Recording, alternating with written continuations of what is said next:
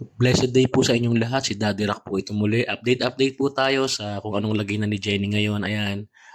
Ngayon po is May 13, 2024 at 2 days na lang ay manganganak na siya. Nakakalendar po siya. So, yung 15 is due date niya yun. So, hindi ko alam kung sosobra ba siya ng doon o bago yung petsa na yun ay manganganak na siya. Pero at least ready na kami rito.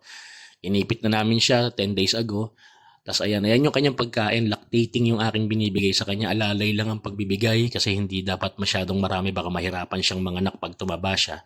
So ayan, pagkatapos niyang maubos yan, kung maubos niya yan, dagdagan ko siya ng saging kasi marami ritong saging na inani sila papa dun sa sagingan nila. So yung mga rejects dito nidadala at pinapakain ko sa kanya.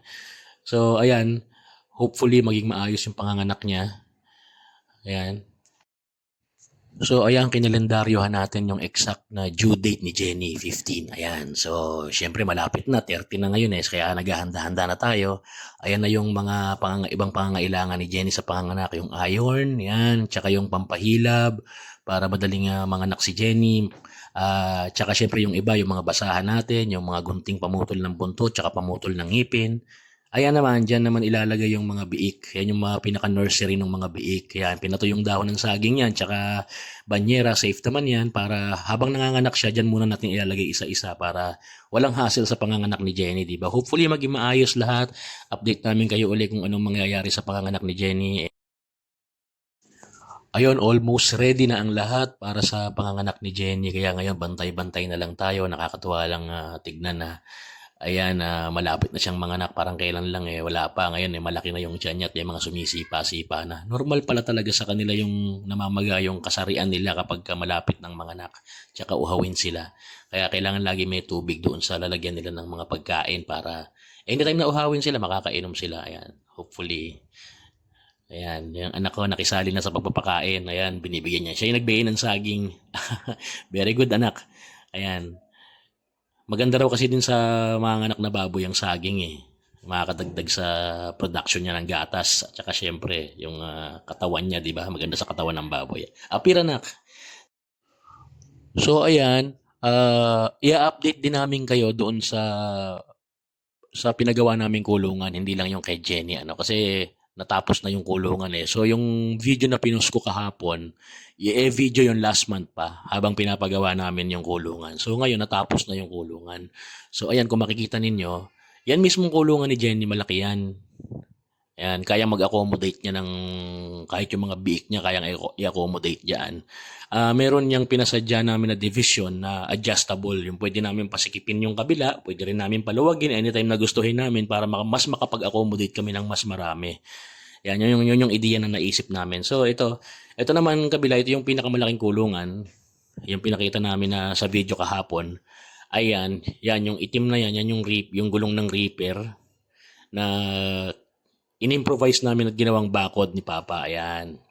So costly rin yan. Alam nyo naman, siyempre mahal yan, di ba? Ayan. Tapos, siyempre yung pakakainan na ginamit namin dyan, na ginawa namin dyan is customized din kasi ayaw din namin na habang naglalagay kami ng pagkain doon marurumihan yung ulo ng baboy. So merong parang nakaslant na conveyor yan sa labas na doon mo ilalagay yung pagkain para hindi na marumihan yung baboy. Ayan, yung mga yero na yan, bago yung ilan dyan, konti lang din naman yung bago na yero na binili ko. Ayan, kasi yung ibang yero na ginamit dyan is yung mga pinaglumaan na rin. Nandiyan na rin antimano, mga okay pa naman, tinapalan lang. Ayan, nabuo rin namin yung bubong. So, hindi masyadong maraming yero yung binili ko. Ayan. So, maluwag talaga yan. Maluwag talaga yan. Kaya mag-accommodate niyan kahit ilan. Ayan. Yun namang sa susunod na yun yung isa pang kulungan na mas maliit na paglalagyan naman namin ng isa pang inahin kung sakasakali. Ayan, yung sa ilalim niyan, mapapansin nyo, ayan, may butas yan, di ba? Sa ilalim ng kulungan na yan is yung deposit na pinagawa namin. Mga 12 feet. Mga 12 feet ang lalim nung deposit na pinagawa namin kasi kasi residential din kasi ito, may mga kapitbahay kami kaya nakakahiya din kasi kung mangangamoy yung baboy, di ba? Kaya ayan, may deposit kami kahit papaano, madaling maglinis, mabilis mawawala yung amoy ng mga dumi ng baboy. Ayan, so kung susumahin natin yung lahat ng nagastos dito, kasama na po yung sa kulungan at deposit, ako nung nagkwenta ako, almost inabot ako ng almost 40,000 kasama na ang labor. So ayun po. So hindi ko talaga nire-recommend na gayahin ninyo 'yan. Depende lang sa kagustuhan ninyo sa kulungan at sa capacity niyo na magpagawa. Ako kasi mas preferred ko yung ganito. Mas nanigurado lang kami inuna namin yung deposit. Kaya yan. Salamat po. Thank you and God bless.